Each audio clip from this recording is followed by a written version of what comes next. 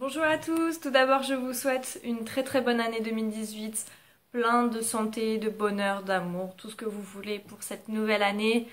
Pas forcément de résolution particulière pour moi, ni de bilan. Je vous avais promis de vous faire un article ou une vidéo sur mes lectures de 2017. Je pense que je vais juste vous faire une liste sur le blog peut-être, parce que sur la page Facebook c'est pas trop accessible. Mais voilà, je vais juste vous mettre le nom des titres parce que je vois pas m'étaler, alors je me suis déjà étalée en point lecture ou en chronique. Donc voilà, je vais juste vous faire une liste avec mes meilleures lectures 2017 si vous voulez avoir un avis. Après, vous n'êtes pas obligé, si ça vous intéresse pas, vous me dites en commentaire et ça m'éviterait de la faire. Mais je pense que je vais me la faire là cette semaine si j'y pense pour pas traîner non plus dans le temps. Et sinon, trêve de blabla, on se retrouve aujourd'hui pour un nouveau point lecture. Ça risque d'être compliqué parce que c'est des lectures que j'ai lues il y a quasiment un mois. J'ai énormément de retard sur mes points lecture. J'ai de quoi tourner quasiment 3 points lecture. Donc là, je vais enchaîner 2 points lecture que vous aurez donc aujourd'hui et la semaine prochaine. Sachant qu'entre deux, normalement, je vous mets mon book haul du mois de décembre. Pour commencer, j'ai lu un livre en avant-première. Donc celui-là, je l'ai lu encore plus longtemps parce que je l'ai lu en novembre. Il s'agit de En ton âme et conscience de Claire Norton, qui est sorti chez Françoisir dans le nouveau catalogue là de début janvier. C'est pour ça que j'avais pas le droit de vous en parler avant parce que c'est une exclusivité Françoisir. Ici on va retrouver Kelsey et Evan qui sont deux enfants, frères et sœurs qui jouent ensemble. C'était une cérémonie, je crois que c'était un mariage, quelque chose comme ça, et ils demandent en fait d'aller jouer près d'un lac à côté de chez eux. Et ce jour-là, en fait, il va y avoir un homme qui va venir violer Kelsey et la kidnapper sous les yeux d'Evan. Et 25 ans après, Evan s'en est toujours parmi, hein, ce qui est un peu normal. Et un jour, en fait, il va y avoir un petit garçon qui a monté dans la voiture d'Evan, qui est maintenant un grand médecin très reconnu, et qui va lui dire, en fait, Kelsey n'est pas morte. Et je peux t'aider à la sauver si tu m'aides. Voilà. Donc ça va partir là-dedans. J'ai bien aimé, ce roman est très touchant.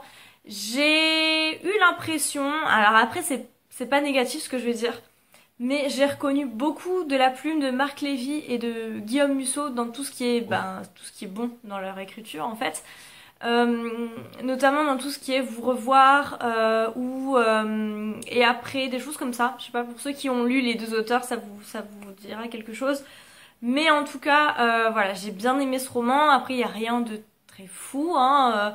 C'est une belle histoire, plein de bons sentiments. À la fin, quand même, vous êtes un peu touché. On y parle notamment de tout ce qui est euthanasie, tout ce qui est kidnapping d'enfants, forcément. C'est une histoire contemporaine plutôt dramatique avec une touche un petit peu de fantastique, je sais pas vraiment de tout ce qui est esprit, fantôme, vous voyez.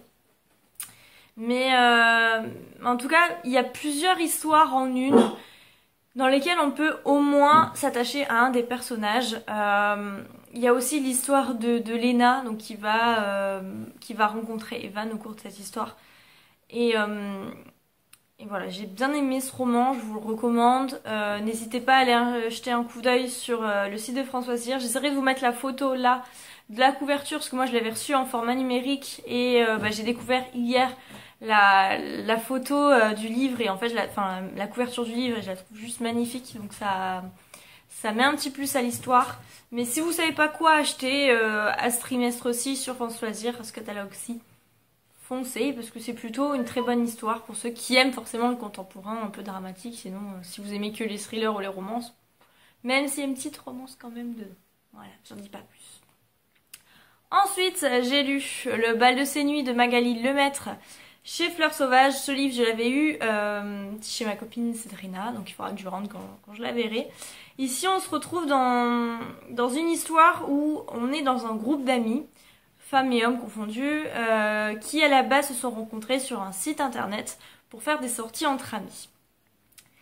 Et un jour, ils vont retrouver une première victime égorgée qui est une une des femmes de cette bande en fait. Et puis donc tous les regards vont se tourner vers la bande, puisque il y a plein d'indices qui fait que apparemment le tueur se trouve dans cette bande d'amis. Et voilà, donc ils vont tous avoir des histoires, on va tous avoir les liens, qui est qui est avec qui a rencontré qui en premier, tout ça. Jusqu'au jour où il y a une deuxième victime, voire une troisième victime. Et donc on va forcément voir qu'il y a un tueur en série, on va partir dans cette histoire. Alors ce roman est très court, je l'ai lu d'une traite en une après-midi. J'ai beaucoup aimé cette histoire, alors ça remonte à longtemps, donc forcément j'aurai moins d'arguments qu'il y a un mois, mais en tout cas j'ai bien aimé cette histoire. En fait j'ai bien aimé, c'est me retrouver au cœur de cette bande d'amis, c'est ça je pense le point fort de cette histoire. Après la résolution de l'enquête, elle est forcément... Enfin, c'est vrai qu'elle est plutôt assez simple, il n'y a pas de... Le pourquoi du comment n'est pas oufissime. Mais en tout cas, j'ai bien aimé, j'ai passé un très très bon moment avec cette lecture. Et j'essaierai de relire un autre livre de l'auteur si je le trouve. Puisque vraiment, j'ai bien aimé le style de l'auteur. Et surtout me retrouver dans cette bande d'amis. Ça fait un peu huis clos. Puisque même si c'est pas un huis clos au niveau du lieu, c'est un huis clos avec cette bande d'amis. Puisqu'on sait que forcément c'est l'un d'entre eux. Donc voilà, j'ai bien aimé ce format-là. Ensuite, j'ai lu Quand tu descendras du ciel de Gabriel Katz aux éditions du Masque, qui est sorti mi-novembre. C'est la deuxième aventure avec Benjamin Varenne. Le premier c'était N'oublie pas mon petit soulier, que je n'ai pas lu et ça m'a pas vraiment gênée dans cette lecture, puisque voilà, il fait quelques références, mais ça nous permet quand même de suivre l'intrigue et on comprend tout. C'était aussi mon premier Gabriel Katz. J'ai découvert, j'en entends énormément parler depuis des années, mais je l'ai découvert aux Aliénales puisque Fan avait organisé une table ronde et c'était un de ses invités. Donc du coup j'avais beaucoup aimé notamment l'humour de cet auteur. Et quand j'ai vu que je pouvais recevoir de la part de Nat Gallet ce livre, je me suis dit bon allez on y va, plutôt qu'aller dans la fantasy où je suis pas trop à l'aise. Ici le roman policier, espionnage, humour, c'est tout à fait ma came, donc je me suis lancée. Ici on retrouve Benjamin Varenne qui est un comédien complètement raté qui accumule les petits boulots, il fait Père Noël, videur, enfin voilà. Et là il se retrouve à la sécurité de l'Opéra de Paris où il doit faire la sécurité au niveau du spectacle de Noël. Et en sortant de là il va faire la rencontre d'une jeune fille dont j'ai oublié le prénom, mais qui est très importante puisque c'est l'héroïne de cette histoire et qui lui dit en fait qu'elle se sent harcelée et qu'elle a peur qu'on lui veuille du mal. Donc en fait Benjamin va se proposer pour faire le chemin avec elle pour la protéger et il va se retrouver dans des histoires complètement rocambolesques qui m'a fait beaucoup rire. J'ai bien aimé ce côté-là. Et je n'ai pas vraiment été déçue, j'ai beaucoup aimé retrouver l'auteur, j'ai exactement retrouvé dans l'écriture de cet auteur le comportement qu'il avait aux Aliénales, donc ça j'ai noté que c'était un bon point. Se retrouver au niveau des périodes de fête et le lire pendant les périodes de fête, ça j'ai trouvé que ça rajoutait un petit plus à l'histoire. Je me lancerai je pense dans cette saga fantasy, puisque j'ai le premier tome d'Aeternia et puis pour voilà, essayer de voir dans d'autres genres, j'aime bien voir les auteurs dans plusieurs genres et là du coup c'est le cas chez Gabriel Katz. Mais en tout cas je vous le recommande si vous aimez l'auteur, si vous aimez les romans humoristiques, foncez, je pense que vous allez bien aimer. Là il sera peut-être un peu tard parce que la période des fêtes est finie, même si je pense que l'hiver n'est pas du tout fini, donc vous pouvez lire, il n'y a pas... Tout ce qui se passe à Noël c'est surtout les premiers chapitres, notamment la rencontre entre nos deux héros, pardon. Mais sinon, voilà, il n'y a pas non plus trop de fêtes, donc c'est pas très gênant si vous lisez en dehors des fêtes de Noël. Ensuite, j'ai lu Les mensonges ne meurent jamais de Séverine Delacroix chez Michel Lafon. Une femme qui disparaît, un couple en danger, les secrets terribles d'une famille, un compte à rebours implacable. J'ai beaucoup aimé cette histoire, sachant que Apparemment, c'est quand même tiré de l'histoire de l'auteur, enfin de la famille de l'auteur. J'ai lu ça, je sais plus si c'est dans le prologue ou dans les remerciements.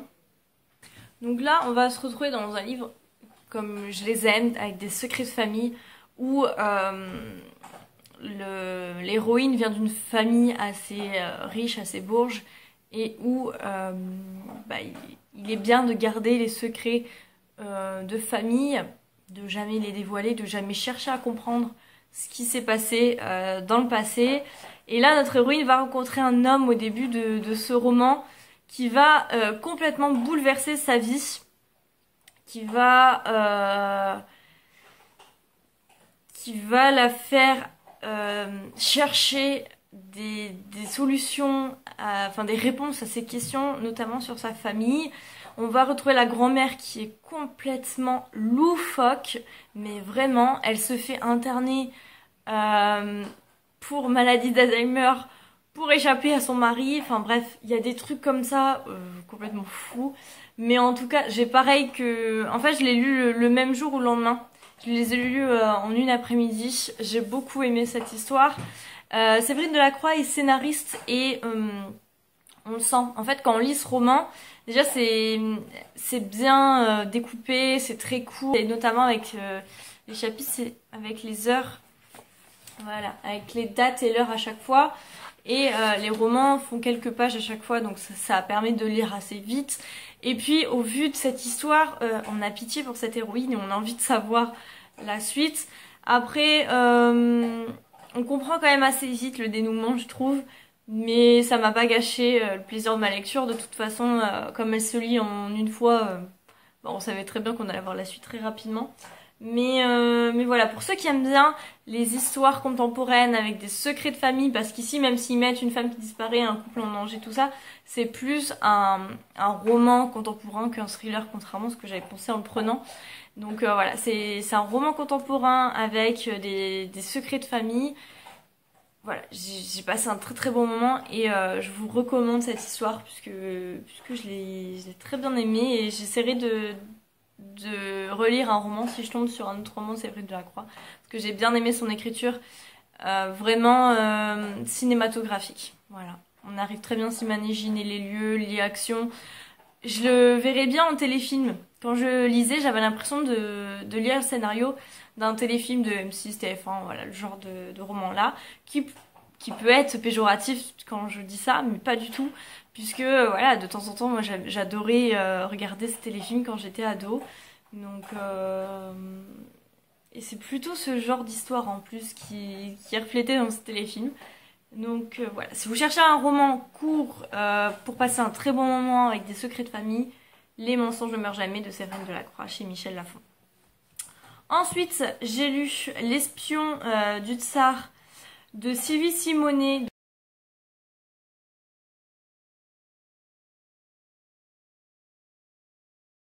Donc qui est chez Libri Nova. On va retrouver Loubia qui est une jeune paysanne en Russie au XVIIe siècle et qui essaye de survivre à la famine et qui du coup va s'enfuir et elle va se retrouver sur la route d'un barin, donc qui est un seigneur, un aristocrate, enfin je sais pas, quelqu'un d'important en Russie à cette époque et qui va se retrouver sous son aile. Et puis finalement, elle va prendre sa vie va prendre un virage auquel elle s'attendait pas, puisque ce barin donc va la confier à un orphelinat.